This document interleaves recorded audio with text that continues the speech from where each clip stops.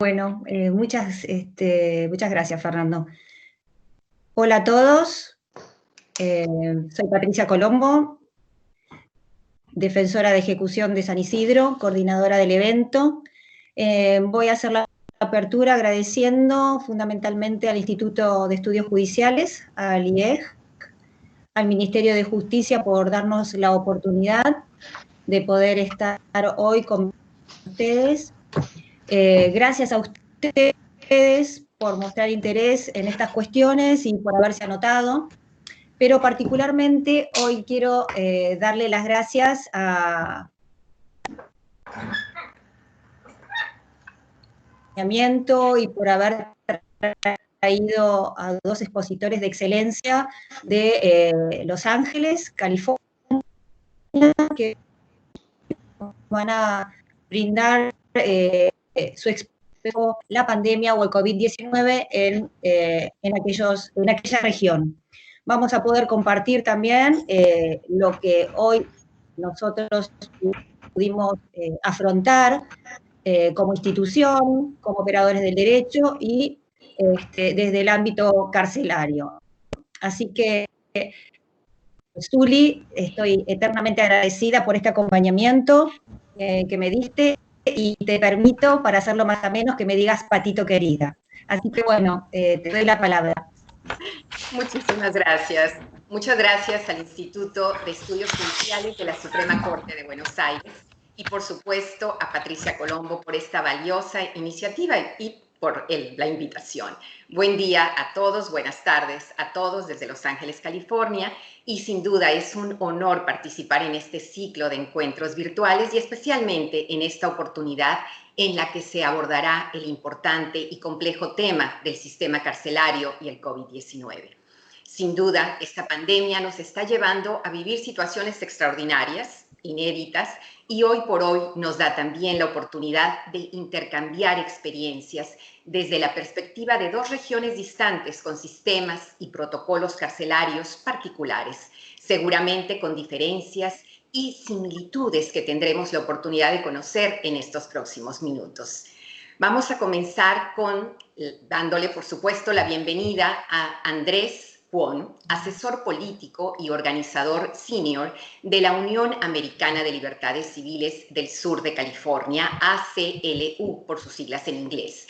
Desde su fundación hace exactamente un siglo, la ACLU es la organización abanderada de los derechos civiles en los Estados Unidos. Andrés Kwon trabaja en el área de enlace de los derechos de los inmigrantes, la policía, las reformas de la justicia penal también. Ha trabajado en pro de los derechos de los inmigrantes y la justicia social durante más de una década. Y como inmigrante procedente de Argentina, conoce muy de cerca lo que es navegar por un complejo sistema legal de inmigración. Adelante, Andrés. Buenas, ¿qué tal? Bueno, como dijo Zuli, soy inmigrante de Argentina, crecí por Parque Chacabuco, de los 2 años hasta los 15 más o menos. Fui al Nacional de Buenos Aires antes de venirme al área de Nueva York para terminar la secundaria. Ahora soy abogado en el estado de California, trabajando en derechos civiles, derechos humanos, en el ACLU del sur de California, que es una organización de derechos civiles y humanos, una de las organizaciones más importantes en los Estados Unidos. Ya tenemos más de 100 años de ser creados, y muchos de los casos en la Corte Suprema de los Estados Unidos fueron casos del ACLU. Bueno, en primer lugar querría empezar reconociendo que en California estamos en tierra robada, en tierra que originalmente estaba poblada por las tribus colectivamente conocidas como el Tongva Gabrielino. Y esta historia es importante porque no solo generalmente, pero también tiene mucho que ver con cómo el sistema carcelario fue establecido y cómo fue creciendo en el condado de Los Ángeles, en California, en cierta manera como un microcosmo de la parte oeste de los Estados Unidos. Bueno, la conquista de estas tierras trajo el sistema carcelario, en primer lugar. Las comunidades nativas no practicaban la encarcelación. Una de las primeras estructuras que construyeron los colonizadores fue la cárcel del condado, básicamente, y por años fue el único edificio público. Y a lo largo de los años, al pasar los años, los colonizadores y sus descendientes, y luego, bueno, los Estados Unidos, que tomó cargo de la parte oeste de los Estados Unidos, después de la guerra con México, con su llamado credo de Manifest Destiny, no sé si lo han escuchado, o el destino manifiesto, empezaron realmente a llenar las cárceles con gente nativa. Y la estrategia acá, en la parte oeste de los Estados Unidos, no fue la exterminación de las comunidades nativas como en otros países, como en Argentina, sino la creación de una clase trabajadora sumisa que pueda ser controlada fácilmente. Y por décadas se usó el sistema criminal para condenar a personas pobres, trabajadoras, con ofensas menores, la mayoría personas nativas, ofensas menores como la intoxicación pública, y hacerlos trabajar básicamente gratis para el condado o para compañías que contrataban con el condado.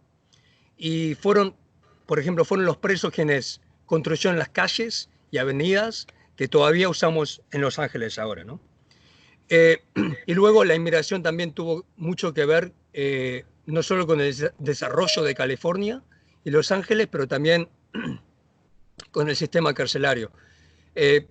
Fueron los inmigrantes chinos quienes principalmente construyeron las vías férreas en California, pero después por el racismo y la xenofobia, el gobierno federal pasó leyes de inmigración que empezaron a crear un sistema de deportación y detención que ahora, especialmente después de la presidencia de Obama y ahora con el presidente Trump, ha crecido a niveles récords de deportación y detención. Bueno, quería empezar con esto para darles el background, el contexto, y también decirles que el condado de Los Ángeles es, con más de 10 millones de personas, es el condado más grande del país, y por lo tanto cada agencia o departamento del condado es el más grande. Es como, bueno, el condado de Los Ángeles es como, tiene la población básicamente del Gran Buenos Aires. La oficina del defensor público que lidera Ricardo es la más grande del país.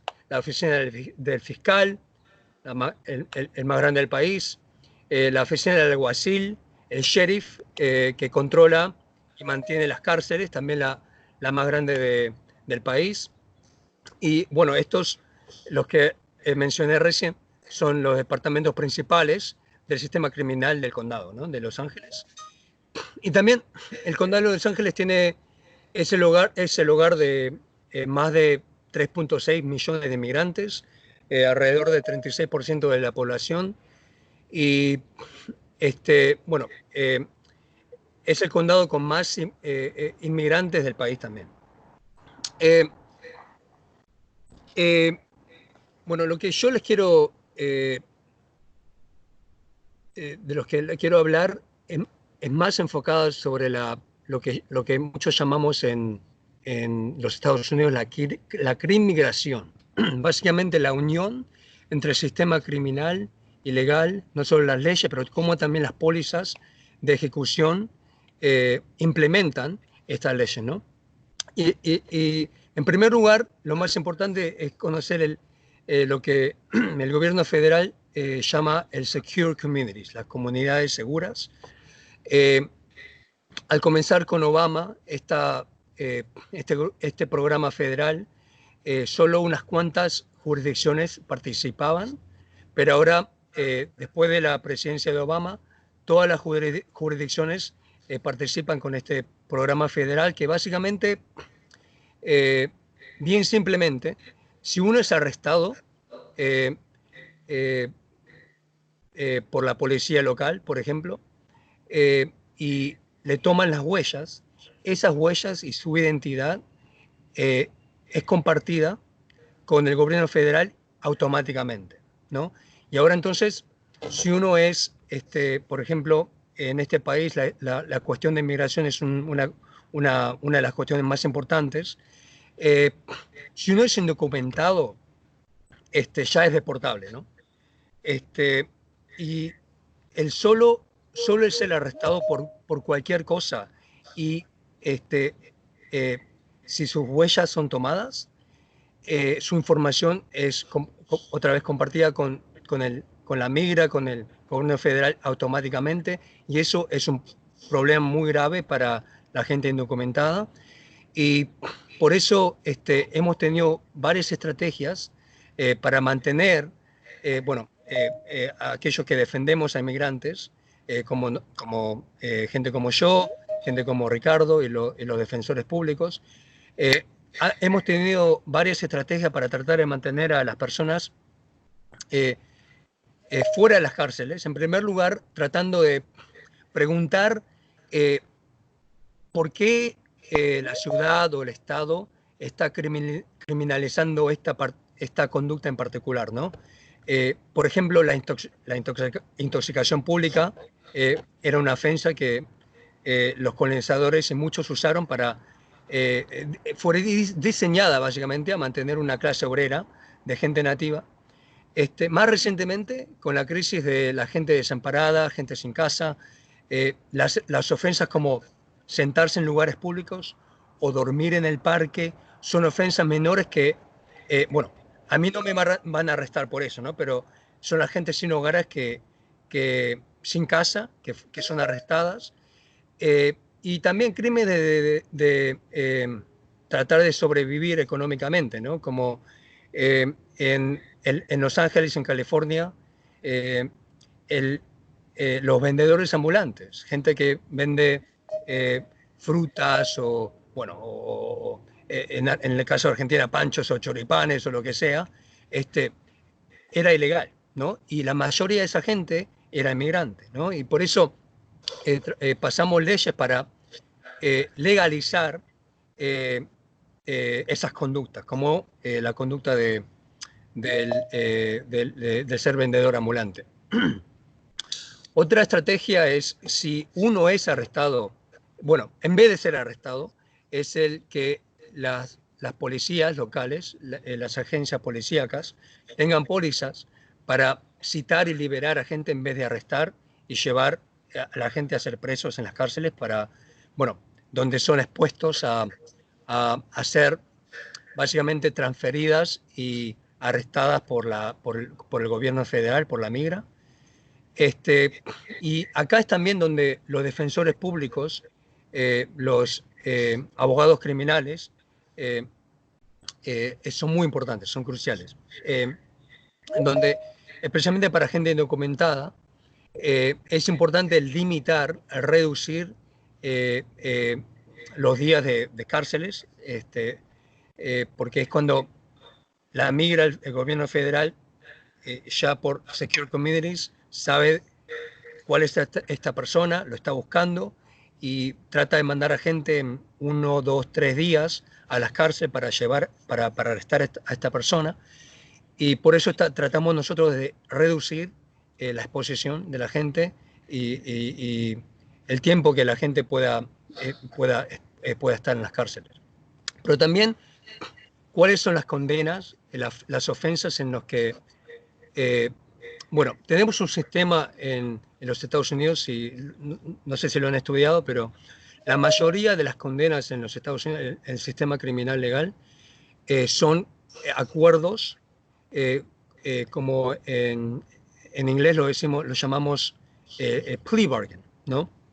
Y acá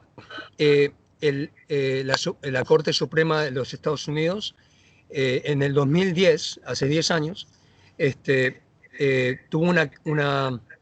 decidió un caso muy importante que se llama Padilla contra Kentucky, en donde si un abogado criminal de defensa está representando a un inmigrante que no es ciudadano, en un caso criminal, le debe de aconsejar las consecuencias del caso criminal. Básicamente, es decir, en un sistema donde, básicamente el aconsejarle que este acuerdo va a afectar su estatus de inmigración, si va a ser deportable o si se sale del país y quiere volver, si va a ser inadmisible, o si no va a poder aplicar para la ciudadanía. Bueno, estas son diferentes consecuencias de un caso criminal en el estatus de inmigración de una persona. Por ejemplo, no sé si han escuchado, residentes permanentes que tienen green card, que pueden residir en los Estados Unidos permanentemente, o gente que tiene DACA o TPS o tienen asilo. Estos estatus son bien tentativos, es decir, que una ofensa, una condena a una ofensa bien menor, a un misdemeanor, por ejemplo, puede poner a una persona en deportación. Y lo importante acá saber es que en el contexto de la pandemia tenemos un sistema carcelario que supuestamente no es punitivo, ¿no? No es la cárcel criminal o la prisión criminal, en donde la gente está sirviendo una sentencia penal, pero es un sistema carcelario de detención de inmigración en donde la gente, el gobierno federal encarcela a personas quienes están luchando sus casos de deportación, y generalmente son detenidos por meses y a veces años, mientras que están luchando sus casos de deportación. Y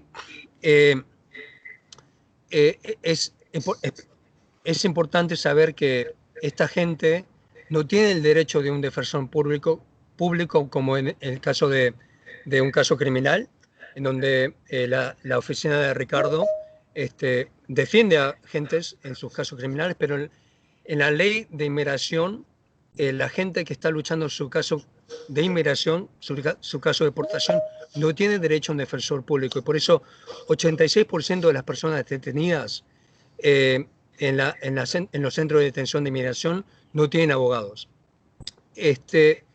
Y básicamente el sistema de detención de inmigración es el más grande del mundo, y hace 4 años no existía, pero ahora es el más grande del mundo, y las condiciones, especialmente durante la pandemia, son horrendas, ¿no? En general, los centros de detención de inmigración tienen dormitorios y comedores que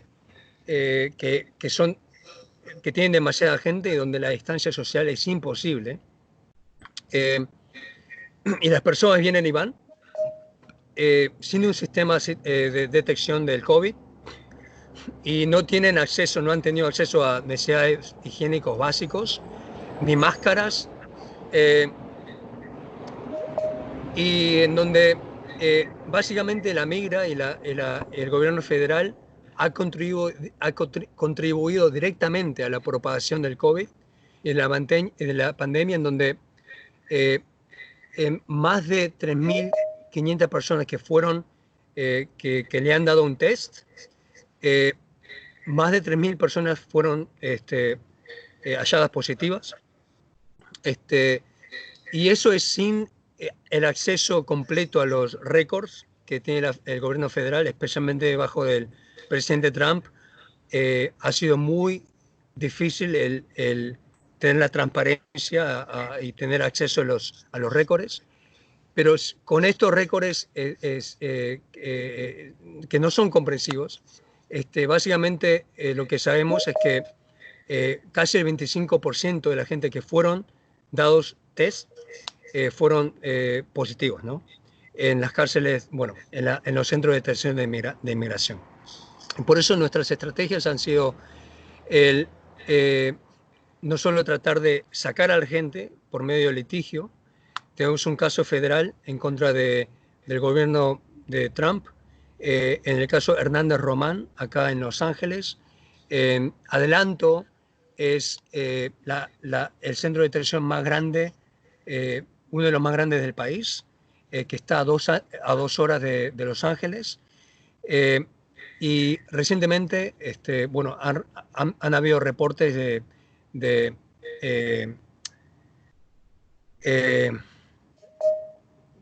bueno, tienen a casi 2.000 personas en este momento y estamos tratando de sacarlos, pero también estamos tratando de parar la, ¿cómo se dice? Bueno, tratar de que la gente no entre a estos centros. Y en este momento, en adelanto, no hay manera de que la gente pueda practicar las recomendaciones del CDC, del Centro bueno, ¿cómo se dice en español? De Center for Disease Control, del control de las enfermedades. Y la gente está en cells, ¿cómo se dice cells? ¿Celdas? En celdas a 4 o 8 personas. Y el gobierno federal ha empezado a usar en la gente, no solo para limpiar las áreas comunes, pero han usado una solución que se llama HDQ neutral, que es un químico bien tóxico en la gente, ¿no? En la gente detenido en adelanto. Y por eso estamos tratando de no solo sacar a la gente, pero también establecer leyes y pólizas, especialmente en los condados, en el condado de Los Ángeles, para que las cárceles de Los Ángeles, el alguacil de Los Ángeles, no transfiera a gente encarcelada a la migra. Básicamente, con el Secure Communities, tenemos un sistema en el cual ya cuando el gobierno federal puede identificar a alguien con sus huellas, con su identificación si es arrestada. En Los Ángeles, por ejemplo, esa información es compartida directamente con el gobierno federal y la migra trata de arrestar a la gente en las cárceles. Y el sheriff ha tenido una póliza por años de facilitar estos arrestos en las cárceles.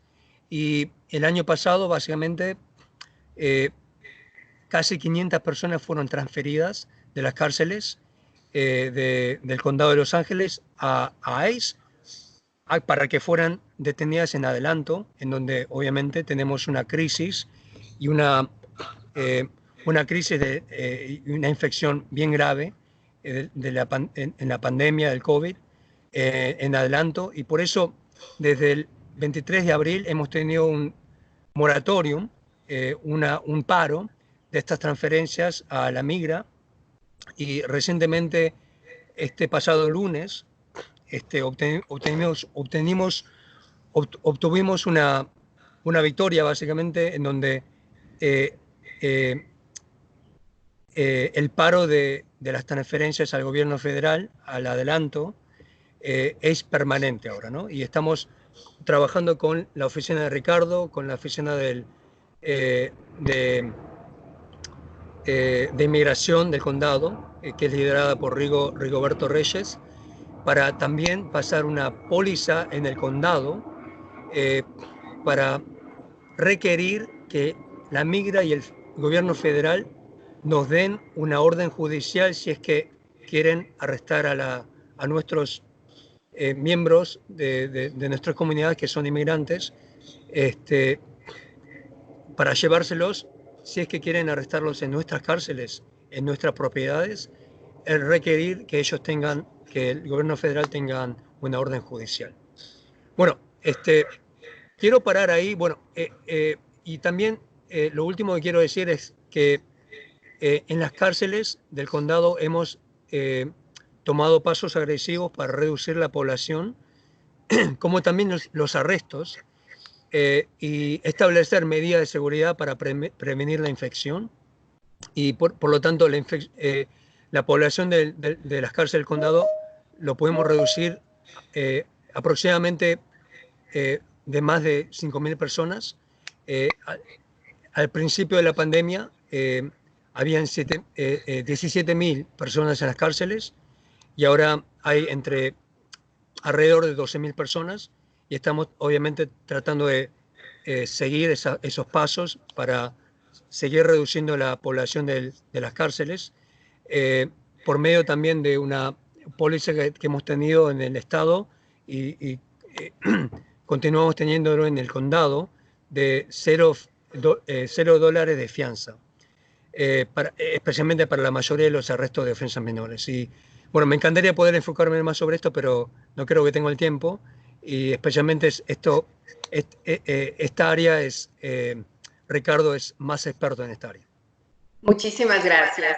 Muchísimas gracias, Andrés Juan. Sin duda alguna, este virus ha cambiado la vida en los muros, dentro de los muros de las prisiones de nuestros países. Pasemos con nuestro próximo invitado, Javier Areces, jefe del Servicio Penitenciario de Buenos Aires, quien antes de asumir su cargo en el 2018 fue secretario legal, técnico y administrativo del Ministerio de Justicia de la provincia bonaerense.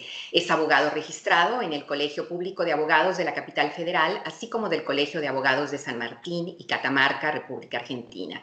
Xavier Areces ha participado en innumerables cursos, talleres y seminarios de capacitación, también como expositor y disertante en congresos, encuentros magisteriales, en temas como la violencia de género, la educación del personal penitenciario, ejecución penal y derechos humanos, entre otros temas, así como en ciclos internacionales virtuales como el titulado Cárcel en contexto del COVID-19, recientemente realizado con Brasil. Esto solo por mencionar algunos de los temas de su vasta lista y experiencia. Adelante, Xavier.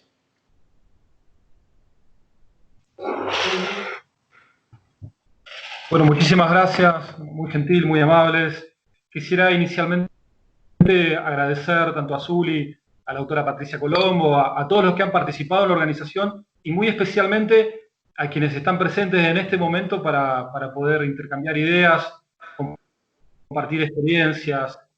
Me gustaría poder transmitirles brevemente cuál es el cuadro de situación del sistema carcelario de la provincia de Buenos Aires, ¿sí? Ustedes pueden tener un panorama general, después tal vez, seguramente en la medida del tiempo puedan surgir preguntas y respuestas, pero para que ustedes tengan una idea, aproximadamente 2.000 personas que están privadas de la libertad en el servicio penitenciario bonaerense son extranjeras. 2.000 personas. De esas 2.000 personas, casi el 80% pertenecen a países limítrofes, ¿sí? Y el resto a diversas nacionalidades. Estamos hablando que esas 2.000 personas representan casi el 4,5-5% de la población carcelaria total. Supera largamente las 43.000 personas en este momento. Panorama general en función del componente de personas extranjeras que están alojadas en nuestro sistema. Ustedes recordarán que la crisis de COVID, ¿no?, comienza a principios de marzo, en algunos países antes. Inicialmente lo que nosotros hicimos fue observar muy de cerca lo que venía ocurriendo en los sistemas carcelarios de Europa mayormente, Estados Unidos y otros países, en donde la crisis del COVID llegó antes que América, ¿no? Y observábamos con atención lo que iba ocurriendo y que las primeras consecuencias disvaliosas, heridos, muertos y demás, no surgían por el contagio del virus, sino por hechos de violencia generados a raíz de la crisis de COVID. Es decir que la cuestión relativa a prohibición de las visitas para evitar que el virus se disemine e ingrese en la cárcel y otras medidas que tomaron otros sistemas carcelarios generaron protestas, incidentes, motines que terminaron con heridos y muertos en diferentes partes del mundo, ¿no? También en algunos lugares de América. Esa observación nos permitió inicialmente, ustedes recuerden que nosotros tenemos un decreto presidencial del 19 de marzo, un decreto de necesidad y urgencia, que establece la cuarentena obligatoria y la prohibición de circular como medida de prevención. Antes de ese decreto, y en virtud de lo que observábamos en otros sistemas carcelarios, tomamos una serie de medidas, resoluciones internas que establecían el uso obligatorio del barbijo, establecían la obligatoriedad también del distanciamiento. Se establecía también el uso acotado de los comedores del personal, ¿no? Que es un lugar donde, por supuesto, el personal se suele reunir en una cantidad importante. Bueno, lo limitamos. Y una cuestión también que nos resultó de suma utilidad fue a todas aquellas personas que integran la institución, que habían viajado en uso de su licencia, en uso de sus vacaciones, a países que ya tenían infectados por COVID, cuando regresaron de sus vacaciones, directamente, por una resolución interna, dispusimos que vayan a sus domicilios y que no se reintegren de inmediato a trabajar.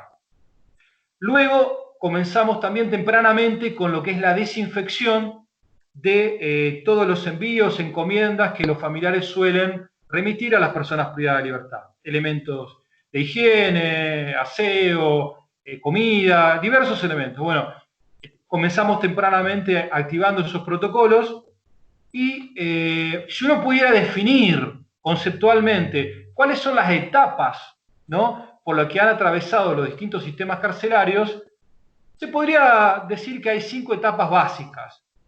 No son etapas de aparición secuencial, es decir, no se presentan a veces uno después de la otra, sino que aparecen simultáneamente, pero uno podría diferenciar un primer componente, que es el contagio posible de personas privadas de libertad, en primer lugar; un segundo componente, que es el contagio de personas que trabajan en el sistema penitenciario, integrantes de la fuerza; un tercer estadio, que es el uso de las áreas de aislamiento.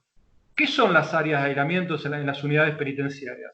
Son lugares preparados para que aquellas personas privadas de libertad, si se contagian, puedan estar en un lugar apartado del resto de la población carcelaria, haciendo la cuarentena. Esas son las áreas de separación. Un cuarto segmento sería ya tener un contagio completo en un pabellón, y un quinto estadio podría ser el contagio en gran parte de una cárcel, ¿no? Como observarán, son cuestiones que pueden aparecer simultáneamente: contagio de persona privada de libertad o integrante del servicio penitenciario, aislamiento, etcétera, etcétera. Bueno, en muchos sistemas carcelarios, estos 5 estadios se verificaron ya en el primer mes de la crisis, ¿sí? Nosotros pudimos, con un gran esfuerzo de todos, de la población carcelaria, que ha tomado medidas de prevención y de limpieza en los diferentes pabellones, del esfuerzo de las familias, que hace más de 5 meses que no los visitan, el personal penitenciario también tomando las medidas de resguardo, con un gran esfuerzo, trabajando al límite, porque hay mucha gente de licencia, es personal esencial, están exceptuados, ¿no?, de no concurrir, con lo cual hay un gran esfuerzo del personal y de sus familias, que por supuesto comparten la preocupación de que el personal vaya a trabajar y regrese y pueda ser fuente de contagio internamente en la familia, ¿no? Decía, hace más de 5 meses que las personas privadas de libertad no cuentan con visitas, más allá de que se ha utilizado la tecnología para poder facilitar el acceso a las visitas justamente. No olvidemos que hay un fallo judicial que permite a las personas privadas de libertad el uso de telefonía celular y que ordena al servicio penitenciario articular un protocolo para su correcta utilización. Se articuló ese protocolo. En este momento hay cerca de 30.000 celulares autorizados y legalizados con debida constancia. En función del uso del celular, hemos tenido 15 denuncias por mala utilización, en donde se ha informado a la justicia, se ha secuestrado el celular y se ha remitido para el inicio de las actuaciones judiciales. Son casos mayormente de acoso a través de las redes, ¿no?, alguna estafa por una modalidad virtual también. Y con esos celulares regularizados, las personas privadas de libertad han podido mantener un contacto con su familia. También se ha podido mantener lo que es la oferta educativa, tanto de nivel primario, secundario como universitario. A través de esos celulares le llega a la persona privada de libertad el material digital y posteriormente se toman exámenes. Hay personas que en los distintos niveles han rendido exámenes utilizando esta modalidad. Párrafo aparte merece también el hecho de lo que se denomina comparendo. ¿Qué es? Cuando una persona privada de libertad que está en una unidad, la justicia en diferentes ámbitos ordena que comparezca a alguna oficina para brindar una declaración. Para que ustedes tengan dimensión de la envergadura de los traslados mensuales previo a la crisis del COVID, yo le puedo transmitir que cerca de 500 personas por día estaban circulando en distintos móviles por toda la provincia, yendo o viniendo de los tribunales. Es casi una cárcel de 500 a 600 personas, con un esfuerzo enorme en materia de combustible, desgaste vehicular, el desgaste de las propias personas privadas de libertad y personal penitenciario, muchísimas horas de viaje, ¿no es cierto? Bueno, en función de eso, pudimos lograr, con un apoyo enorme de los distintos niveles, tanto del ministro y del gobernador, pudimos lograr en las 55 unidades distribuidas en toda la provincia y 8 alcaldías tener una sala de videoconferencia. Esa sala de videoconferencia nos está permitiendo llevar adelante las audiencias con la justicia sin necesidad de efectuar esos traslados con un ahorro concreto en materia de recursos humanos y de combustible, y también acotando las posibilidades de contagio. Esas salas ya están instaladas, con lo cual cuando termine la crisis del COVID vamos a poder profundizar la utilización de lo que es la videoconferencia para llevar adelante los comparendos desde el punto de vista judicial, y que sean personales los que sean exclusivamente necesarios y no pueda llevarse adelante de otra manera. También esas salas las estamos utilizando porque hicimos un relevamiento y más de 1000 personas en todo el sistema carcelario requirieron una asistencia psicológica, un apoyo psicológico. Utilizamos esas mismas salas para que los equipos profesionales de psicólogos, psicólogas, psiquiatras puedan llevar adelante la consulta por videoconferencia. Es una experiencia que comenzamos hace casi 2 semanas y estamos profundizando de manera de poder mantenerla en el tiempo. Otra cuestión que se está llevando adelante también, que es interesante, es la construcción de 15 hospitales penitenciarios en diferentes lugares distribuidos geográficamente. Es decir, los 12 complejos que agrupan todas las unidades carcelarias van a tener 1 o 2 hospitales penitenciarios de acuerdo a la cantidad de personas privadas de libertad. Están muy bien equipados, son muy importantes. ¿Por qué? ¿Se acuerdan que hablamos de que un cuarto estadio es el contagio de un pabellón y un quinto estadio es que se contagie gran parte de una cárcel? Que esto lo han vivido muchos sistemas carcelarios.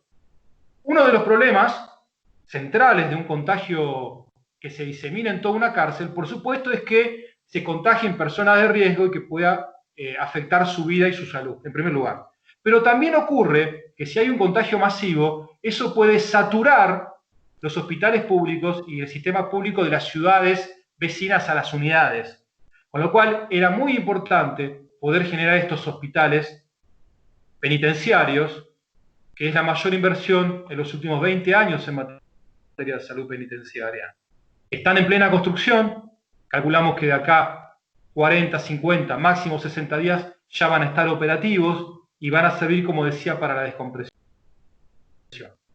Otra cosa que estamos evaluando también es, como decía, hace más de 5 meses que las personas privadas de libertad no tienen visita de sus familiares. Con lo cual, estamos evaluando y hemos hecho algunas modificaciones en relación a los horarios de cierre. ¿Qué significa esto? Cada unidad tiene horarios de apertura a la mañana de las celdas y de pabellones, y una vez que finalizan las actividades, horarios de cierre. Esos horarios de cierre estamos analizándolos y estamos efectuando algunas modificaciones, ya sea en los días de semana como en los fines de semana, justamente porque no hay visitas, y tal vez en ese contexto, en vez de cerrar a determinado horario, cerrar 2 o 3 horas después, también es un elemento de descompresión, ¿no? No olvidemos que las personas que gozan de libertad en sus casas les resulta difícil llevar adelante la cuarentena. Bueno, más en un contexto de encierro donde uno está lejos de su familia y solo tiene contacto justamente a través de la vía remota o a través de la tecnología. Comento 2 experiencias concretas. Una en la ciudad de Bahía Blanca, en donde tuvimos un contagio en la unidad que afectó a 15 personas privadas de libertad, que utilizaron los lugares de aislamiento que se habían preparado inicialmente. Había una gran preocupación tanto en la ciudad como en el resto de la población carcelaria de que ese contagio terminara afectando a toda la unidad. Se cumplieron los 14 días de aislamiento. Tuvimos por videoconferencia una experiencia muy interesante, por primera vez se había hecho, con familiares de personas privadas de libertad. Porque lógicamente, ante el contagio en la unidad, había mucha preocupación. Evaluamos que era una cuestión esencial poder transmitirle a las familias información oportuna, información precisa, que supiera lo que estaban ocurriendo y qué medidas estaban adoptando. Lo llevamos adelante, escuchamos las propuestas que los distintos familiares nos hicieron llegar y actualmente en Bahía Blanca pudimos superar esa etapa de contagio y no tenemos actualmente contagio, ¿no? Por un lado. Por otra parte, en una unidad diferente, que es la de Trenquelauquen, de una envergadura más pequeña, con 100 personas alojadas, privadas de libertad, vecina a una ciudad que tiene 70.000 habitantes, en la ciudad no había contagios. Pero una persona que trabajaba en nuestra unidad, pero que venía de una ciudad que sí tenía contagio, concurrió a la unidad y contagió a 3 personas, compañeros de trabajo. Con lo cual había una gran preocupación por parte de toda la comunidad de Trenquelauquen de qué era lo que iba a pasar, porque la gente, cerca de 80 personas trabajan en la unidad de Trenquelauquen que son de la ciudad y que viven, obviamente, en distintos lugares del pueblo. Bueno, ahí se hizo un trabajo en conjunto con la salud del municipio, con el intendente, y se tomó la decisión durante una semana cerrar los ingresos a la unidad, para poder garantizar, con el turno anterior, 14 días de no tener movimientos de personas. Con eso pudimos no solo limitarlo, sino también evitar en algún sentido que el virus se extendiera en la unidad y también en la localidad de Trenquelauquen. 2 ejemplos concretos. Nosotros pensamos que en función de lo que se viene, es importante poder tener presente lo siguiente. Ustedes saben que la provincia de Buenos Aires tiene 135 municipios. Y cada municipio tiene una realidad diferente. Hay municipios que están en una etapa, otros que están en una etapa distinta, en base a la cantidad de contagios que tienen. Entonces, cuando llegue el momento de ver cómo retomamos las visitas, seguramente vamos a tener que evaluar la realidad de cada municipio y también considerar que hay municipios del interior de la provincia de Buenos Aires que reciben personas que vivían en el conurbano, es decir, vivían alejados, de manera que sus familias o su núcleo de cercanía que los visita no son de esa ciudad, sino que se trasladan. Por eso, adelantándonos en lo que es la evaluación de lo que se viene, estamos pensando en algún recorrido seguro, para alguna combi o micro que traslade familiares al municipio, implementando protocolos y que después ese móvil vuelva por donde llegó. De manera que no sienta temor la población cercana a la unidad de que los visitantes, porque vienen de un municipio que tienen contagios, pueden ser fuente de contagios, ¿no? Pensamos en definitiva, y para ir cerrando, que los manuales que nos servían o nos han servido para administrar la relativa normalidad que tienen los sistemas carcelarios no eran útiles, no nos fueron útiles en esta crisis. Y nos ha obligado a todos a tratar de redefinir cómo trabajamos. Estamos en plena redefinición, por ejemplo, del manual de uso de la fuerza, junto con la Subsecretaría de Derechos Humanos. Y una cuestión central que pensamos que tuvo mucho que ver en poder administrar la crisis de la mejor manera posible y limitando los hechos de violencia, fue que a principios del mes de marzo, en vez de tomar la cuestión como una crisis en materia de seguridad, percibimos que era una crisis de seguridad, de salud pública. Y como crisis de salud pública nos afectaba a todos por igual. No había población carcelaria por un lado y servicio penitenciario por el otro.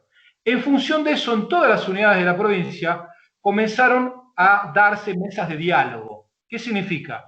Cada pabellón designaba 1 o 2 representantes que concurrían a un área amplia, un Zoom, salón de uso múltiples, los lugares que antes usaban para visitas, para tener una reunión en donde se hablara del COVID.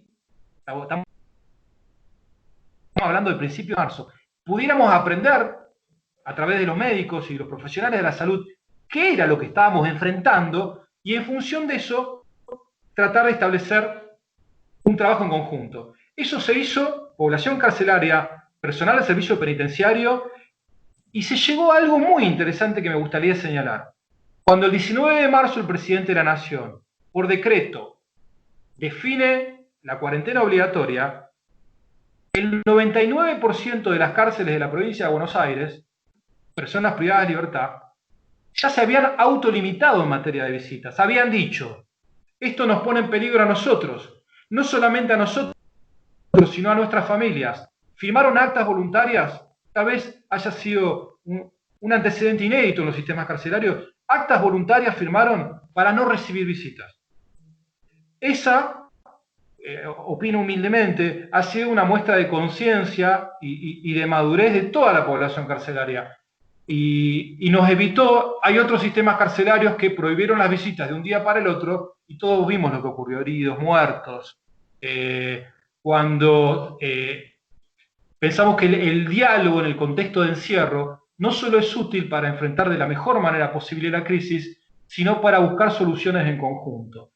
Y ahí es cuando quiero transmitirles también que una vez que finalice la crisis, si Dios lo permite, un anhelo que tenemos, dos anhelos que tenemos. El primero es que el aprendizaje de esta crisis nos permita poder replantearnos hacia dónde vamos institucionalmente, a proyectar un futuro distinto, un futuro que para ser proyectado de una manera diferente, creemos que tiene que tener dos elementos esenciales. El primero es la autocrítica institucional, el hecho de decir, bueno, ¿cuáles fueron las cosas que se hicieron en el pasado que son errores o que se han hecho en el pasado y que sin ser errores ya no resultan convenientes aplicarlas para este momento y mucho menos mantenerlas para el futuro? Es decir, la autocrítica tiene que estar presente. Y otro elemento que tiene que estar presente, consideramos, es un acompañamiento de la sociedad, de distintos ámbitos institucionales, de la justicia, organizaciones intermedias, asociaciones, fundaciones, ONG, que nos hagan llegar propuestas. Porque todos sabemos que los sistemas carcelarios del mundo son muy criticados. A veces da la sensación, y lo tiro para el debate, de que nada bueno puede pasar en una cárcel, de que no hay nadie que estudie, de que no hay nadie que trabaje, de que no hay nadie que busque intentar un camino diferente. Y aquellos que han recorrido las cárceles, los diferentes sistemas carcelarios, saben que no es así, que hay cosas muy valorables. Ahora, si realmente queremos transformar nuestras instituciones, tenemos que ser humildes y entender que solo no vamos a poder, que necesitamos la ayuda de la sociedad, que va a ser indispensable la ayuda de ideas y la voluntad de aquellas personas, hombres y mujeres de corazón, que quieran venir a las unidades carcelarias a dar talleres de lectura, a que nos ayuden a superarnos. Con un gran esfuerzo y con muchísimas donaciones hemos podido inaugurar bibliotecas en todas las cárceles e ir un poco más allá. Tenemos pabellones literarios, le llamamos nosotros. ¿Qué es un pabellón literario? Es un pabellón donde hay bibliotecas adentro. Y en esos pabellones se está dando un fenómeno de que ha bajado muchísimo la violencia. Y eso va de la mano con una experiencia que la titulo y después lo ampliamos en el sentido de la creación de comité de resolución de conflictos, que es atento a la sobrepoblación que tienen todos los sistemas carcelarios en general. La convivencia es muy difícil, surgen problemas, hay enfrentamientos, generan faltas disciplinarias que figuran en el legajo y que muchas veces inhabilitan a la persona privada de libertad a obtener un beneficio. Entonces lo que nos planteábamos es poder generar en esos comités una solución alternativa de conflicto. Ya estamos llegando a todas las unidades penitenciarias con esta solución alternativa de conflictos, que no es otra cosa que darle al diálogo un espacio y un marco institucional para que el servicio penitenciario siga cumpliendo con la responsabilidad indelegable de la conducción del sistema carcelario, pero ir yendo de un sistema carcelario a una comunidad carcelaria. ¿A qué nos referimos? A que todos los actores puedan tener la posibilidad de ser escuchados, tener voz y hacer propuestas. Así que les quiero agradecer muy especialmente nuevamente a todos, enviarles un saludo muy especial de parte del señor Ministro de Justicia, el doctor Julio Alac, y reiterarles nuestro pedido humilde de acompañamiento para llevar adelante las transformaciones que creemos que son indispensables. Muchísimas gracias. Muchísimas gracias, Xavier Areces. Pues sin duda, el nuevo coronavirus está infectando a los presos estadounidenses a un ritmo 5 veces superior al de la población general de Estados Unidos. Y esas cifras están aumentando rápidamente. Vamos a dar la bienvenida a Ricardo García, quien es defensor público del Condado de Los Ángeles, el condado más grande y diverso y multiétnico del país, y de California también, del estado de California, que cuenta con 88 ciudades afiliadas y más de 10 millones de habitantes. En octubre del 2018, Ricardo García se convirtió en el primer defensor público latino del Condado de Los Ángeles. En el 2004 fue nombrado director de Justicia Criminal de la Unión Americana de Libertades Civiles del sur de California, donde trabajó en asuntos de políticas públicas junto con agencias de la ciudad, el condado y el estado de California. Ha sido merecedor de numerosos reconocimientos a lo largo de su carrera. Ricardo García tiene amplia experiencia en casos criminales de alto perfil y de pandillas callejeras, entre otros. Es educador y con frecuencia da clases y charlas en inglés y español a estudiantes de Derecho. Bienvenido, Ricardo García. Muchas gracias, bienvenidos a todos y es un placer estar aquí con ustedes, realmente un honor. Para entender un poco el sistema carcelario aquí de Los Ángeles, quiero que entiendan lo que habló un poco Andrés, que es el tamaño de Los Ángeles y realmente de las cárceles aquí. Primero, para entender eso, es la Defensoría Pública que yo manejo aquí en Los Ángeles. Andrés les explicó que es la más grande de la nación. Tengo yo 700 abogados que trabajan por mí, 700 defensores públicos. En comparación, la oficina siguiente más grande de California tiene un cuarto de la cantidad de abogados que tenemos nosotros. Todos los abogados defensores públicos del área de San Francisco, San José, Santa Clara, Oakland, esas áreas muy bien conocidas por todo el mundo, son más pequeñas que nuestra oficina sola. También tenemos que entender que además de tener 700 abogados y ser la oficina más grande de la nación, somos la oficina más antigua, teniendo su natividad o nacimiento en 1914, mucho antes del implemento de defensoría pública alrededor del mundo. Es importante para entender que Los Ángeles tiene una historia muy complicada y larga en la defensoría pública y la relación con el carcelamiento y los otros departamentos que mantienen la seguridad pública, el sheriff, la fiscalía, etc.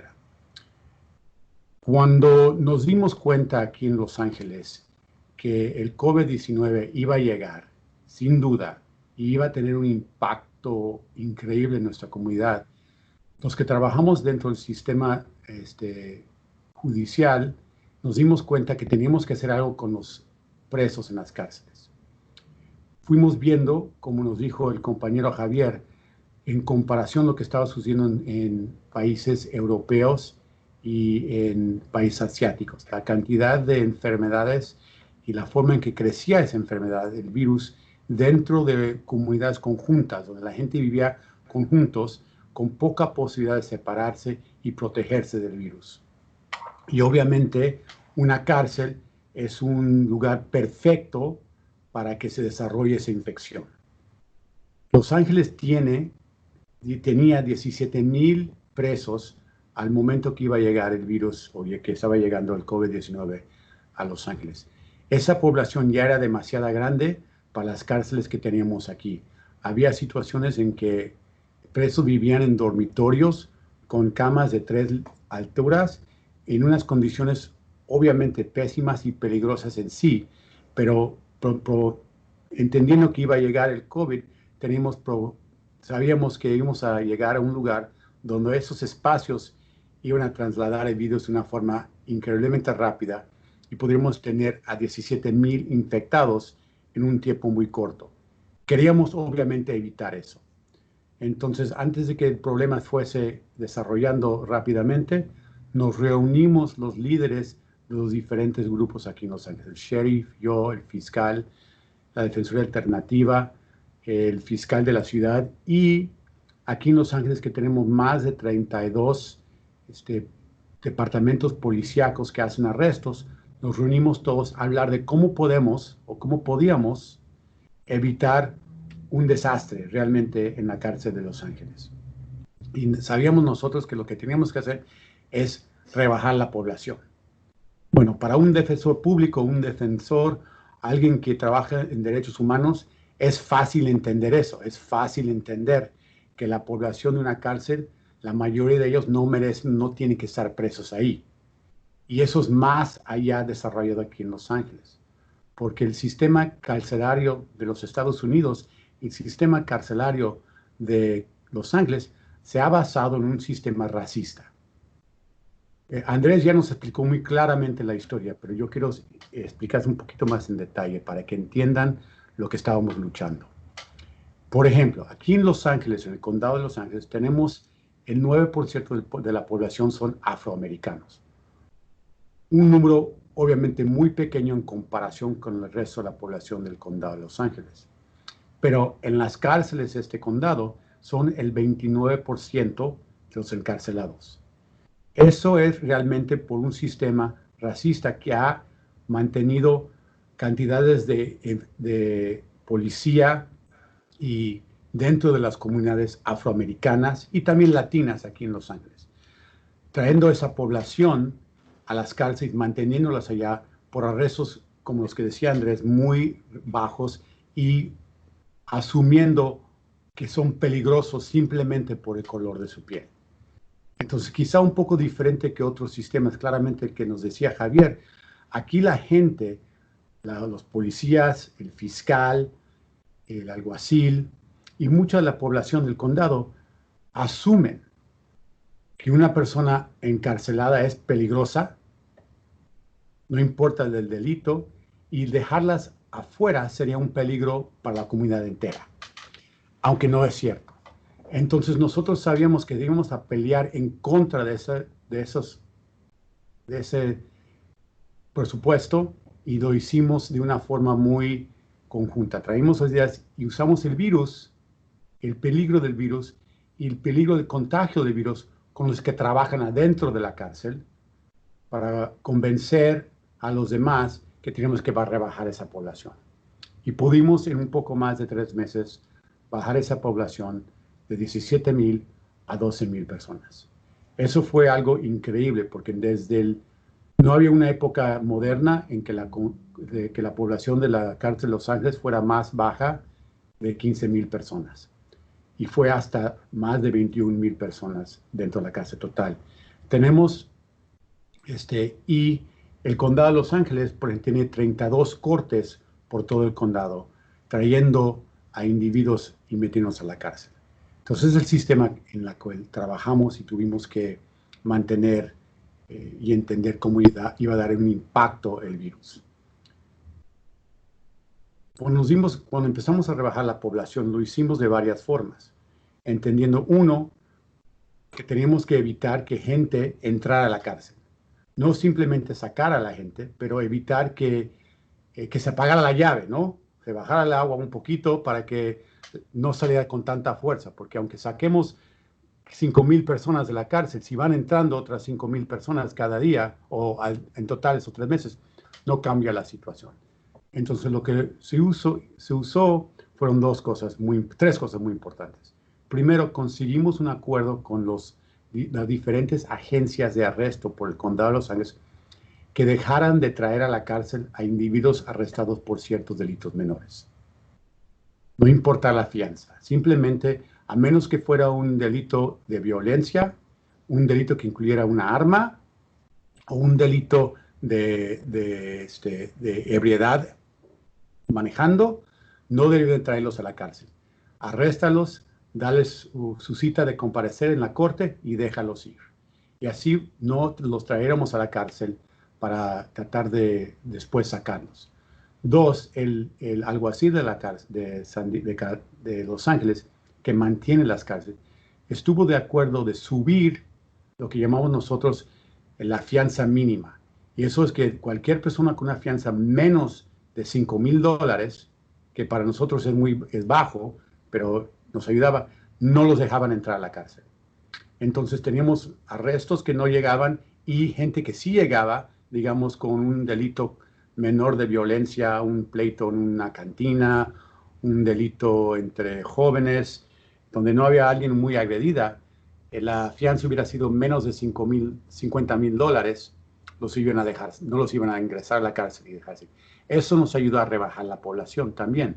Y encima de eso, en el estado y en el condado, tuvimos lo que era fianza de $0, zero bail, en la cual ciertos delitos menores y sin violencia ni llegaban, los iban a sacar ya que estaban adentro, los dejaban salir. Con eso empezamos nosotros a identificar en mi oficina a clientes que estaban encarcelados, que caían dentro de menos de $50,000 de fianza o de esos delitos que no debían haber sido presos desde un principio, y los empezamos a sacar con ayuda de la corte.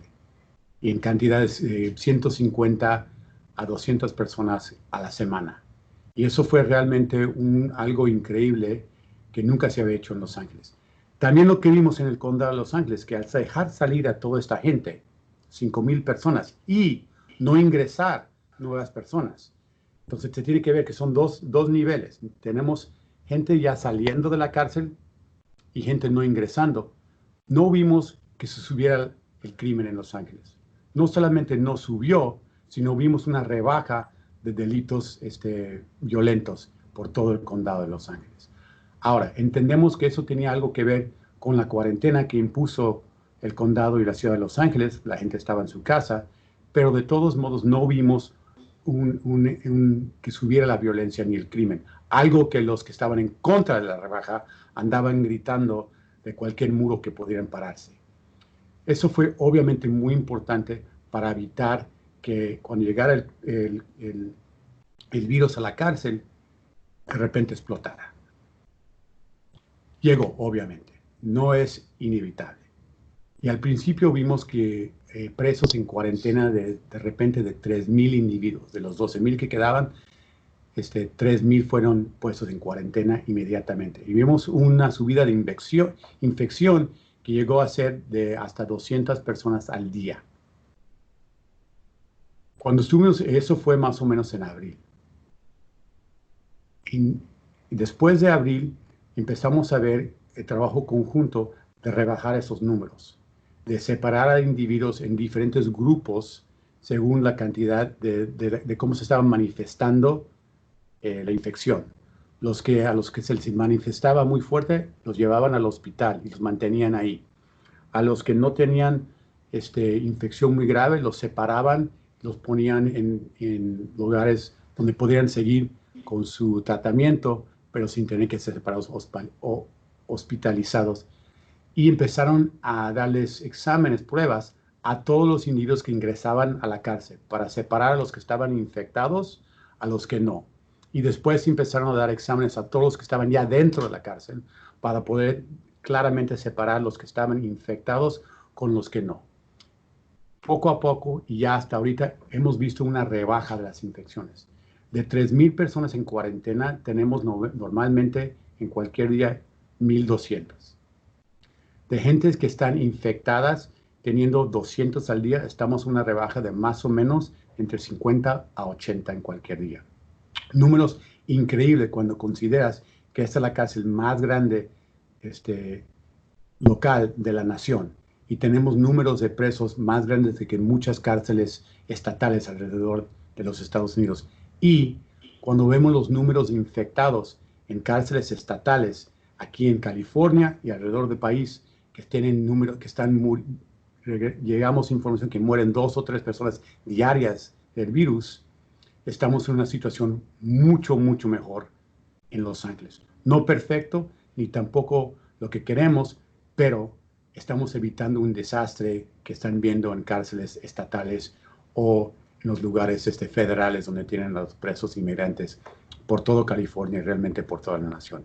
Y estoy 100% seguro que esa realidad fue por el trabajo que hicimos en conjuntos, grupos que normalmente peleamos, los fiscales y los defensores, el alguacil, la defensoría, la policía, etc. Todos trabajando juntos con el mismo propósito, que es evitar que este virus infectara no solamente a los que están encarcelados, pero a los que trabajan dentro de la cárcel.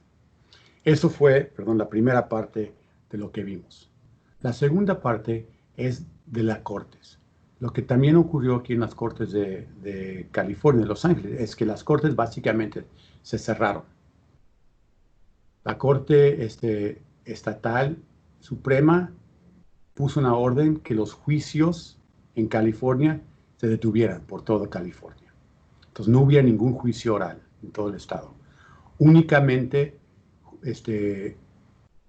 audiencias esenciales como el anuncio de la acusación pueden ser mantenidas. Entonces vimos una rebaja de la cantidad de gente que venía de la calle a las cortes para intentar evitar infecciones dentro de los tribunales por todo el estado, por todo Los Ángeles. Y al principio eso fue un proceso muy, muy importante y el cual yo soportaba, porque queríamos proteger, uno, la salud de mis empleados, de todos mis abogados y todos mis empleados, la salud de la gente que trabaja en la corte, los jueces, la salud de los presos. Porque mientras más contacto sabemos que la gente tiene con otra persona, más es la probabilidad que suba o que tenga infección. Entonces, para evitar esos contactos, yo estaba completamente de acuerdo con cerrar las cortes básicamente y evitar juicios. Para entender también, en Los Ángeles, en un día llevan a 700 presos por todo, aún rebajada la cantidad de gente que se maneja, aún se tiene que llevar a 700 presos por todo el condado a los diferentes tribunales para tener sus audiencias esenciales. En julio, la Corte Suprema y la Corte anunció que iban a empezar a abrir un poco más y tener juicios. Al momento que empezaron a abrir, tuvimos una grande subida de infecciones en la población de la ciudad y el condado. Entonces se detuvo eso. Ahora, hoy y ayer yo le mandé una carta al juez principal de Los Ángeles que ya era tiempo de empezar juicios, que no podríamos detener los juicios más, que es una violación de los derechos fundamentales de mis clientes encarcelados, que son inocentes hasta que se prueba lo contrario, ¿verdad? Y esas personas que están en la cárcel esperando su juicio, que no pueden salir porque no caen bajo la fianza de cero, menos de $50,000, y están detenidos por acusaciones de delitos violentos, han estado dentro de la cárcel casi 5 meses sin ninguna audiencia, sin ninguna capacidad de mantener su inocencia ni atacar los cargos en su contra. Y aunque al principio yo estaba de acuerdo que teníamos que controlar la situación, asegurarnos que teníamos unas condiciones seguras para los que trabajan dentro de la corte, ahora estamos en una situación que ya no se puede hacer. Porque nos hemos dado cuenta de dos cosas en un sistema racista. La corte no tiene por qué tratar de mantener un lugar seguro o sano a menos que estén abiertos, trabajando y que la gente venga. Y tienen la obligación de hacerlo. Entonces, aunque han puesto ciertas condiciones y presupuestos que ayudan a mantener la limpieza, la separación de personas, no han realmente trabajado muy fuerte para mantener eso, o, ¿cómo se dice? Reforzarlo. Entonces vemos en las cortes gente que no trae sus mascarillas, alguaciles que no traen sus mascarillas, alguaciles que andaban juntos de grupos o 3 o 4 o 5 sin mascarilla.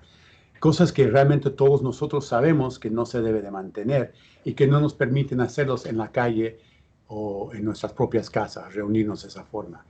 Entonces, hemos empujado a la Corte a que empiece a hacer eso, y la forma que lo va a hacer es abriendo las cortes al público y empezando los juicios, porque al hacer eso van a tener que mantener la seguridad. Es su obligación. Además, los fiscales que no están trabajando en la corte, que realmente pueden trabajar en sus domicilios para hacer su trabajo, nosotros tenemos que estar ahí. Si ya tenemos un cliente en la corte, yo tengo que tener un abogado presente. No lo podemos tener por video.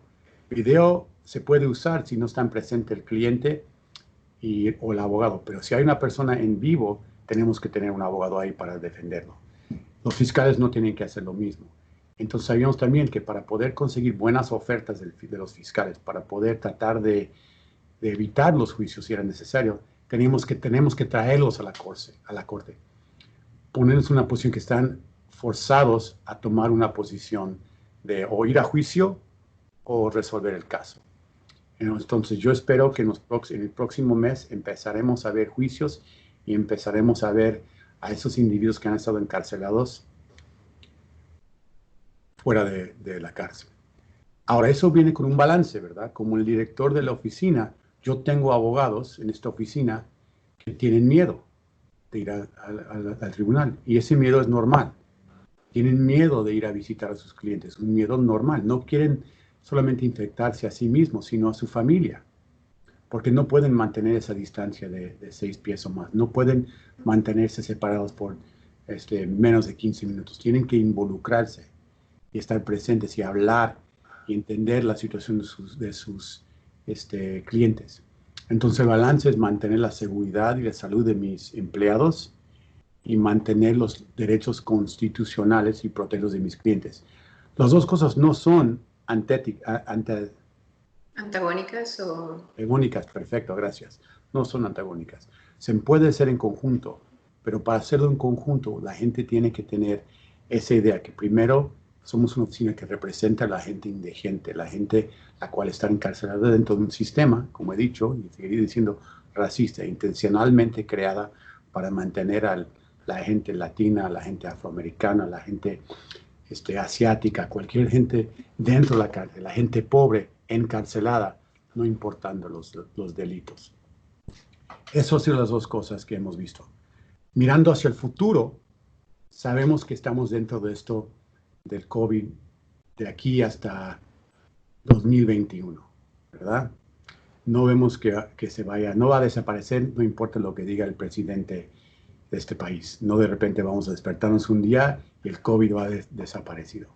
Las infecciones van a subir y van a bajar. Hemos visto en Japón que pensaban que estaban liberados de la infección, han tenido puntos de infección alrededor de la nación. Sube y baja. Esa es la realidad internacional que vamos a ver.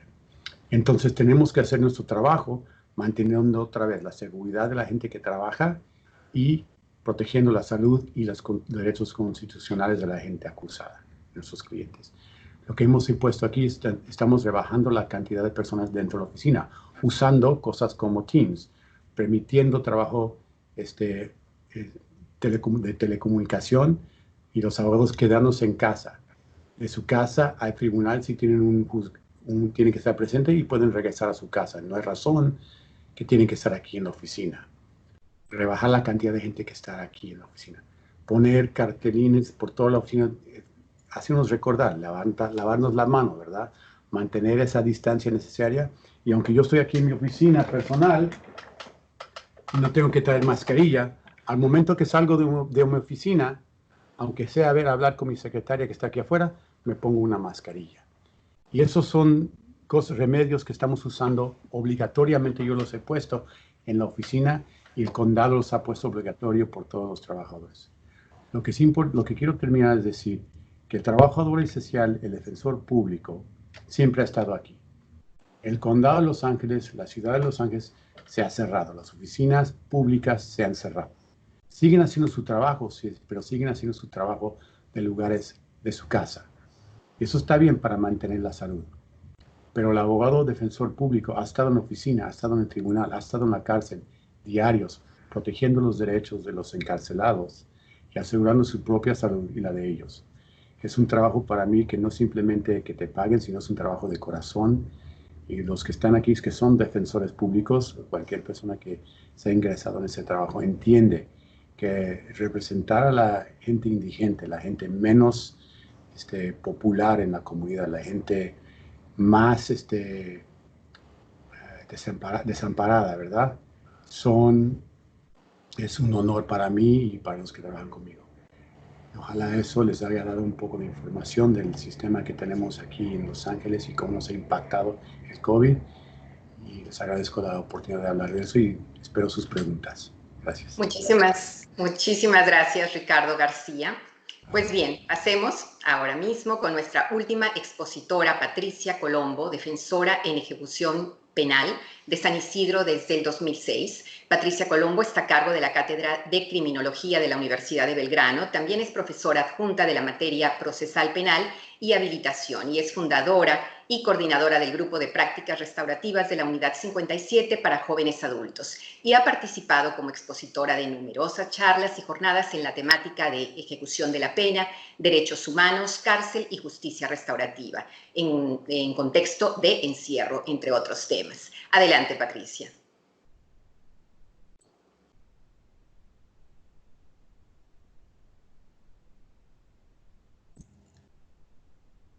Disculpame, Patricia, tenés silenciado el micrófono, ¿sí?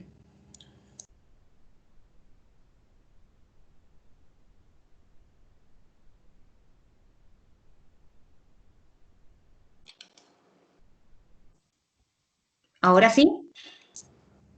¿Ahora sí? Pero no te vemos. Ah, ahora sí. Sí. Perfecto. ¿Ahora sí?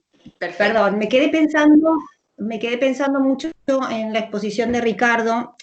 Nos identifica la actividad como defensores, un poco para explicarle al público, o sea, muchos serán operadores del derecho y muchos no. Nosotros en Buenos Aires, más para ilustrar a ustedes, en los Estados Unidos, en Los Ángeles, nosotros en la provincia de Buenos Aires tenemos 19 dependencias judiciales. No sé cómo poder traducirlo al sistema de ustedes, no tenemos estados, pero sí tenemos 19 departamentos judiciales, que es coordinado por un procurador general de la provincia de Buenos Aires que coordina los fiscales y los defensores, ¿sí? El sistema que se ha establecido en la provincia de Buenos Aires, por lo general en muchas dependencias judiciales, es la especialidad en el defensor. Nosotros en la actividad de la defensa, si bien la defensa es una, se divide en instrucción, en juicio y en ejecución de la pena. Hay departamentos judiciales que prefieren que el defensor haga toda la actividad cuando se inicia el proceso, desde la instrucción, el juicio y después poder acompañar a la persona en el contexto de encierro. Pero hay otros departamentos judiciales como el mío, en San Isidro, que no sé, Zuli, cómo sería el estado de San Isidro, porque nosotros le decimos localidad, no sabría cómo decirlo. Podría ser... El defensor general que teníamos estableció claramente la función por especialidad. Entonces, yo ocupo la especialidad del contexto de encierro. Y mi exposición hoy es específicamente poder visualizar cuál es la actividad y el rol del defensor en contexto de encierro, del defensor en ejecución de la pena. Y mi objetivo hoy para el público y para ustedes es poder explicar que a pesar de que hace 20 años que la especialidad fue establecida por el legislador a través de la reforma de nuestro Código Procesal en el año 98, en el Código Procesal nuestro se establece el título quinto, donde se habla de la etapa de la ejecución, se crean jueces, o sea, la jurisdicción en ejecución, y con ello va de la mano la especialidad en ejecución. Pero ¿qué pasa? No está visualizada la actividad, porque hoy en común denominador, así como cuando lo enseño en la facultad o aquellas personas que todavía no están avanzadas en lo que es la operación del derecho o en tribunales, en el Poder Judicial, piensan, y aún colegas piensan que la defensa es una, no es así.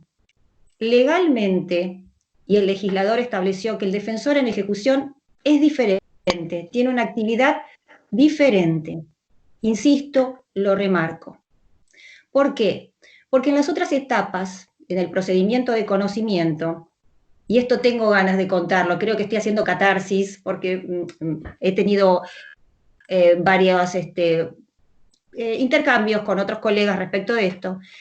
La etapa de la ejecución va más allá de lo técnico, sale del proceso de conocimiento, además de que incluye lo técnico, incluye lo humano.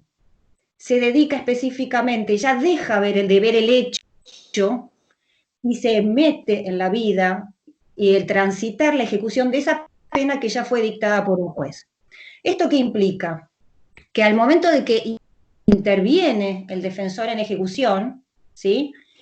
Al momento de que ingresa en esa etapa, ya deja de lado lo que hizo esa persona y cuando tiene que aplicar o poner su pluma en el papel o ver la situación, tiene que pensar si es un adulto, si es un joven adulto, si es una mujer, si es una mamá con un niño en contexto de encierro, si es una persona trans, al momento de poder desplegar todo lo que es la actividad técnica desde lo jurídico. Para eso, el defensor en ejecución tiene un plus que hasta hace que nuestro trabajo, mira lo que voy a decir, sea artesanal. ¿Por qué digo esto? Porque tiene que aplicar las herramientas de derechos humanos, que bien hoy por hoy no podemos dejar de ver, según la perspectiva de la situación que nos toque analizar y que venga a nuestra defensoría, como ser, por ejemplo, las reglas de Mandela, que son las reglas mínimas para el tratamiento de los reclusos, la regla de Beijing si son un joven, las reglas o la Convención Belén do Pará si es alguna mujer que ha sufrido o que sufre una violencia institucional también. Y sobre toda cuestión, la Convención contra la tortura y tratos crueles e inhumanos. Sobre esos ejes, más allá de que tenemos que usar nuestro código de fondo y nuestro código procesal, somos multidisciplinarios. Obviamente eso marca una diferencia en la actividad del defensor de ejecución y que quisiera que el público lo sepa. Otro aspecto fundamental que no puedo dejar de esquivar, por así decirlo, es, a mi entender, es algo mío, es una identificación mía, el defensor en ejecución es un defensor carcelario. Creo que desplegar la actividad de un defensor en ejecución es conocer la cárcel, es conocer el contexto de encierro, es entender la mirada del privado de la libertad, entender la personalidad del penitenciario, conocer los lugares edilicios, conocer los olores, los movimientos, los ruidos. Esto implica que el defensor, al desplegar no solo la cuestión técnica y jurídica, sino aquellas cuestiones que hacen a la cuestión humana, valga la redundancia, el tema humano, pueda entender y pueda mediar. De hecho, como mencionó Xavier también Areces, que esto será motivo del tercer encuentro, no voy a spoilear el tema, las mesas de diálogo, el tema de la resolución de conflictos, así que los invito a que vean el tercer encuentro, porque este link es 3x1, o sea, pueden entrar a los 3 encuentros. Lo que hace el defensor es acompañar también todo lo que sea la temática de resolución de conflictos. Esto hace, una vez más, insisto, que la intervención en el juez, en el defensor en ejecución, sea diferente. Está, en cierta medida, creo que está obligado a entender lo carcelario. Más aún, cuando se transita la ejecución de la pena, vive la vida del privado de la libertad prácticamente, porque se involucra desde que comienza su gestión a si está enfermo, si necesita un traslado, se necesita ver a un familiar porque falleció, si nace un hijo, si tiene que estudiar, si tiene problemas de salud. En todos los aspectos de la vida, el defensor en ejecución está presente continuamente. Y la dinámica en gestionar o litigar con los ámbitos con los jueces y el pelearse con los fiscales tiene que ver con muchas cuestiones que hacen también a la cuestión humana. Pero ¿cuándo es que empieza a intervenir el defensor en ejecución? ¿En qué momento uno entra como especialidad a ser protagonista del proceso? Que es la tercera etapa del proceso. La tercera etapa, digo, porque primero tenemos la instrucción, que es recolección de pruebas, por así decirlo, y segunda, la etapa del juicio, donde se dicta la sentencia. En momento que, obviamente, como dije recién, cuando el juez dicta la sentencia, ahí, con el cómputo que determina cuánto tiempo va a estar privado de su libertad, o en un cómputo provisoria, porque supongamos que esta persona recurrió su sentencia y entonces está siendo revisada, pero aún así está en tiempos de ejecución de la pena. ¿Por qué? Porque nuestro sistema penal o nuestro sistema de ejecución penal es un sistema progresivo. Nosotros tenemos que, para la pena, y el plan resocializador de nuestra pena, y para posibilitar la inclusión de las personas a la sociedad, tienen que pasar por un sistema progresivo. Entonces, a partir de que ese momento que todos tienen derechos condenados y procesados, la Defensoría de Ejecución o el Defensor de Ejecución asiste a personas con condenas firmes y con personas que no tengan condena firme. Pero bueno, yo quiero que, obviamente, que quede bien en claro cuál es el rol del defensor en ejecución y mucho más, porque ahora voy a hablar la segunda etapa de mi exposición, que tiene que ver el desafío que generó esta pandemia, ¿no? Pero en principio, además, quiero agregar que el defensor en ejecución tiene una actividad o trata, en el contexto del procedimiento en la ejecución de la pena, de que se invierte la carga de la prueba. Acá es al revés. Acá, cuando uno tiene que demostrar, obviamente, la culpabilidad a través del proceso, el fiscal que recolecta las pruebas para llevar a juicio es el que debe probar que esa persona no es inocente. ¿Qué pasa en la etapa de la ejecución?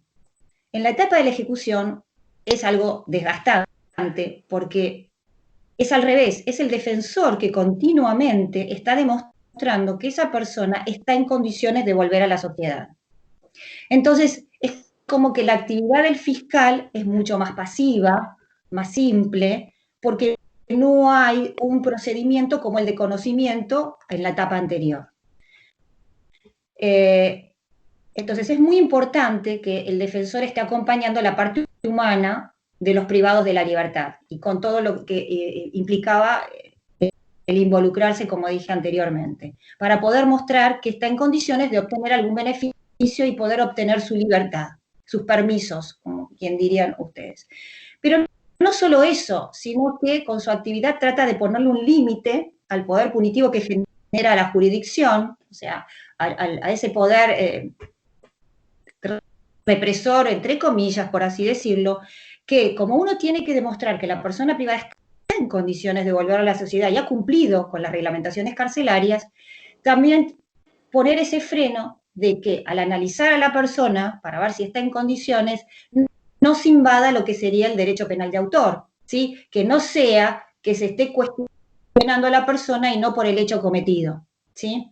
Pero bueno, esto hace que vuelvo a repetir, que la actividad del defensor sea mucho más dinámica, sea interdisciplinaria y sea artesanal, porque estamos continuamente moldando la situación de la persona, tratando de cubrir sus necesidades técnicas y humanas, aplicando las herramientas jurídicas, legales, según la circunstancia que se nos plantee. Ahora, sí, dicho esto, creo que en la reunión que nos convoca quiero manifestarles el desafío o cómo fue que nosotros tuvimos que adaptarnos a esta tragedia que fue la pandemia, ¿no?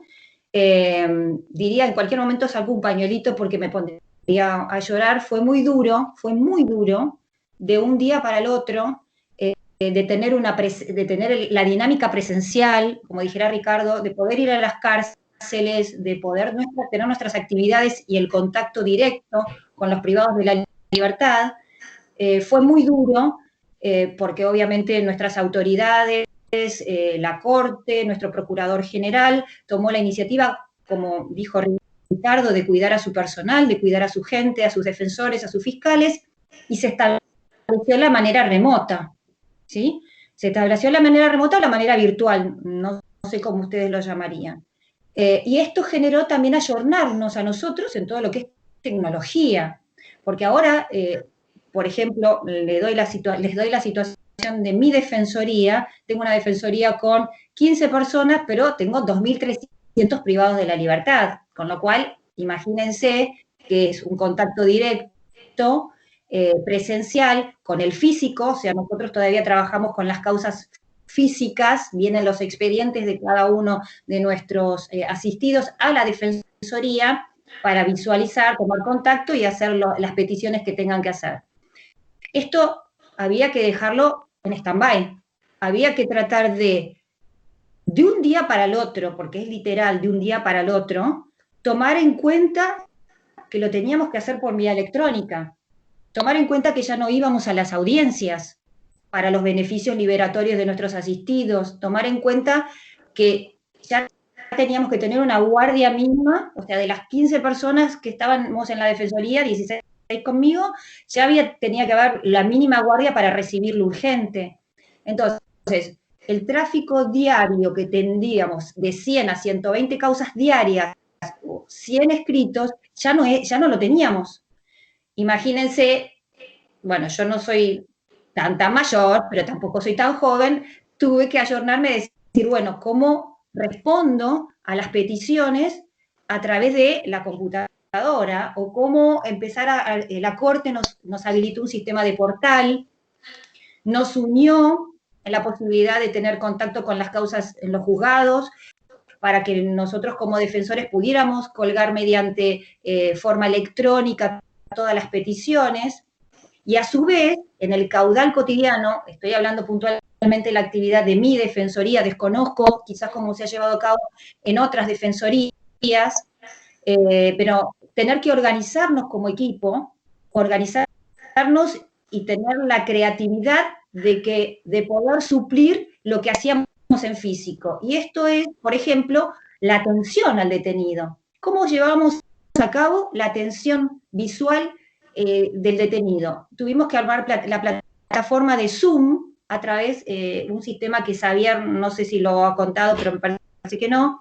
Sí, es el mismo que se utilizó para el poder conversar con los familiares, la plataforma Zoom, y poder hacer mis entrevistas dentro de la unidad carcelaria con los internos. Poder cotidianamente atender de a 10 detenidos, y cada detenido obviamente en su angustia por la pandemia como todos, o en su ansiedad por saber qué va a pasar con su causa, porque estaba todo en stand-by, prácticamente paralizado, hacernos cargo como defensa también de las ansiedades, las angustias de los detenidos. A su vez teníamos otro problema, ya no estaban recibiendo visitas. Entonces, ¿qué pasaba con la angustia de la familia que no sabía, que había perdido contacto con su familiar, en principio, ¿sí? Porque convengamos que con gran tino y de manera pacificadora, a través del Ministerio de Justicia y a través del fallo de la Corte y de resoluciones jurisdiccionales, se habilitaron la posibilidad de comunicación a través del celular. El celular estableció lo que yo vendría a decir la posibilidad de acceso a la justicia. El celular, que desconozco que Ricardo quizás me dirá si esto ha sido posible en los ámbitos carcelarios de ustedes, pero acá ha sido un éxito, porque si nuestros organismos internacionales establecen el acceso a la justicia de las personas en contexto de encierro, creo que el celular posibilitó el acceso a la justicia, porque la cantidad de situaciones que hemos podido consolar no sería, acompañar, fueron increíbles. También con la familia, el hecho de que la familia pudiera recibir información de nosotros sobre la situación de su familiar, más allá de que tuvieran contacto a través del celular, porque muchas veces al estar alejadas, las unidades penitenciarias están alejadas de la ciudad, en lugares como de campo, esto genera que tengan baja señal y muchas veces no se pueden comunicar. Entonces, también tener la vía de acceso hacia nosotros por parte de la familia por medio de teléfonos. Tenemos dos celulares que lo tienen todos ellos, y a través de videollamadas por los celulares podemos también evacuar un montón de situaciones y descomprimir. Tuvimos que habilitar mails, de hecho tuvimos que organizarnos como equipo porque por día estaban llegando 150 mails que habían que responder. Y obviamente la vedette de esta pandemia fue el arresto domiciliario. Nuestra forma de paliar, el descomprimir los ámbitos carcelarios fue a través de la petición de los arrestos domiciliarios. Obviamente esto fue un criterio de derrame a través de nuestras autoridades, a través de resolución de la Corte, de nuestro ministro, de nuestro procurador general, que nos ha pedido a todos los defensores que estemos muy atentos y tengamos en cuenta a las personas en riesgo.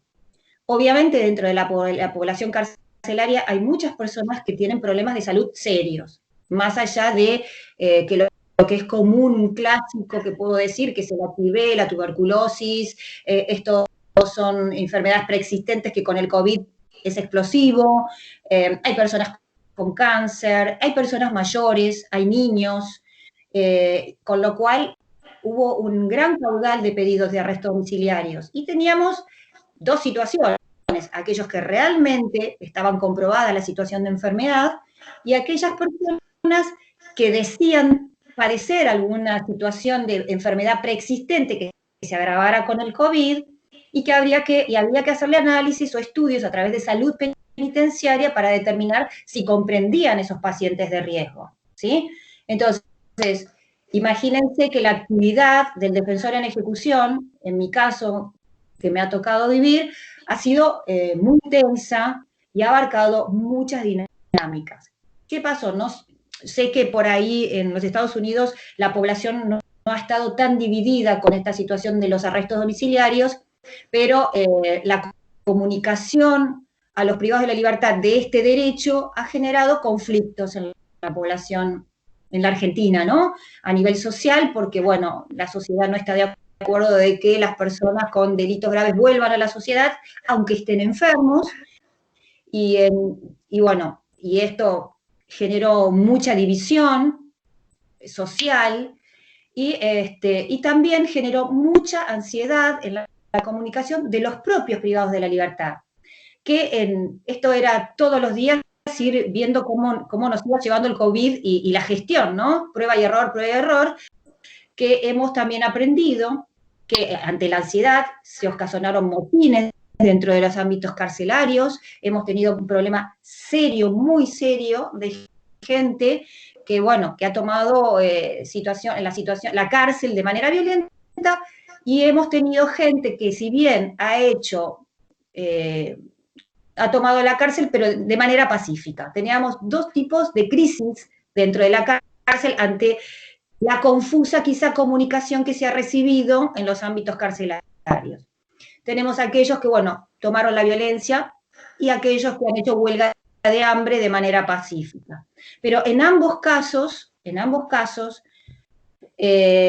hemos tenido, junto con Javier Areces y con todo el equipo de profesionales y de operadores en el derecho, que nos hemos unido para poder desactivar o traer paz a esta cuestión, hemos encontrado las mesas de diálogo, como dijo Javier. Y de las mesas de diálogo hemos aprendido muchísimo, hemos podido llegar a los internos, hemos podido escuchar, porque si hay algo característico en nuestros privados de la libertad, es la necesidad continua de que se los escuche, la necesidad continua de diálogo, y el secreto que estos tiempos ha traído en esta nueva cárcel para mí. Tengo muchos años de Poder Judicial, aunque no lo parezca, me vean bien, tengo 34 años de Poder Judicial, tengo muchos años, he visto muchas cosas y he pasado por muchas etapas. Los últimos tiempos de la cárcel ha sido en una proyección muy humanizadora, y por suerte puedo decir que en nuestra Argentina o en nuestro sistema penal le ha abierto las puertas a todos los inmigrantes, y nuestras cárceles tienen pocos inmigrantes, tendrán un 3% de inmigrantes, pero no hay una situación de igualdad para todos, en todas las cuestiones que he planteado ante el COVID: la salud, el derecho a la visita, el acceso a la justicia, la comunicación, y no sé si me estoy olvidando otras cuestiones más.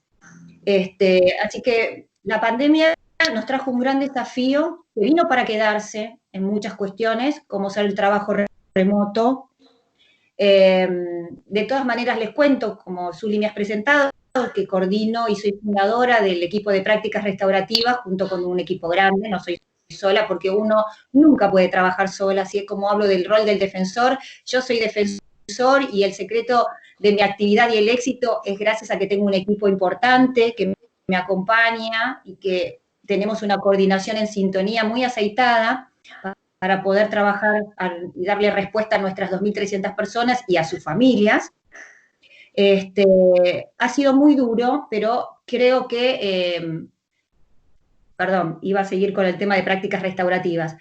Nosotros a través también nuestro sistema presencial de tratamental, de acompañar a los chicos, a los jóvenes de 18 a 21, en reconocimiento del delito, para no volver a reincidir, lo hacíamos de manera presencial todos los viernes y hemos tenido también que usar esta herramienta de plataforma para poder estar continuamente conectados y que no se desanimen y poder continuar con estas prácticas restaurativas.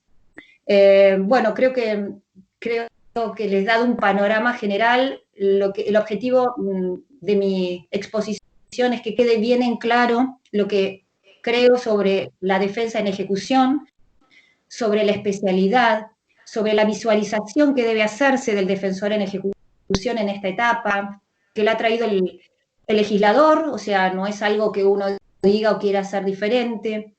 Creo que ojalá más adelante se puedan crear más defensorías de ejecución en las 19 dependencias, porque de las 19 departamentales solamente hay defensor en ejecución en 6, con lo cual esto también implicaría mayor dinámica dentro de los ámbitos carcelarios.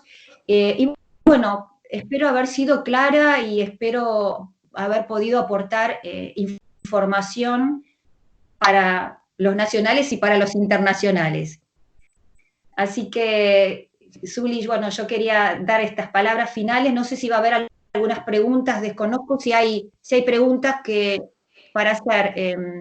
Quisiera solamente comentarte, Patricia, si me permites, Ricardo García se ha desconectado, lamentablemente a la 1 tiene un compromiso, y bueno, te lo quería comentar. No hay problema, fue maravilloso habernos encontrado en esta charla, creo que ha sido un caudal importante de información.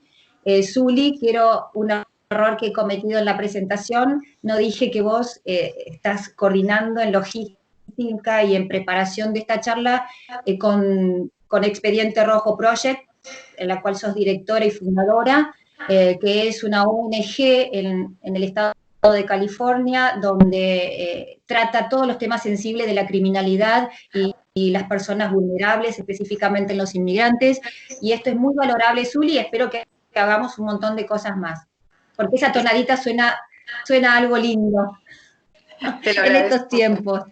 Te lo agradezco mucho, Patricia.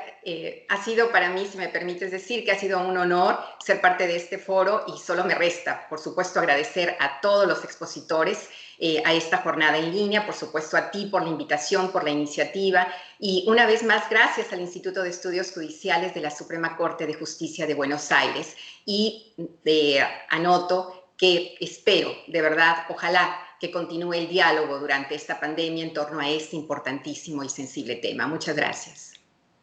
Bueno, muchas gracias a todos y bueno, espero verlos en las próximas jornadas, el lunes a las 17 horas y el lunes 19 a las 17 horas también. Así que les agradezco a todos. Muchas gracias. Muchas gracias.